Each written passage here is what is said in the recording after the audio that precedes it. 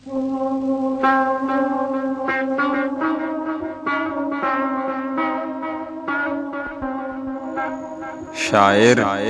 عبدلناصر قریشی او غږ عمر صدیق درویش. غزل داسې لیونی شوي دا خلک په دولت پسې، داسې لیونی شوي دا خلک په دولت پسې، نه دی ننګ او پت او نه پښتو او نه غیرت پسې.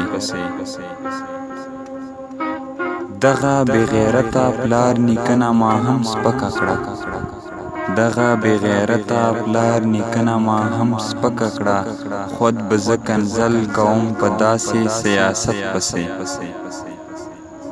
او څومره ښه سړی دی وایي خدمت زه د عوام کوم، څومره ښه سړی دی وایي خدمت زه د عوام کوم،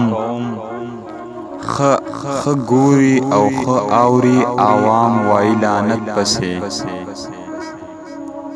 بس کا ای شاعره وطن قوم نظمونه ولیکه، بس کا ای شاعره وطن قوم نظمونه ولیکه، ما لیکه غزل د چا حیا د چا عزت پسې.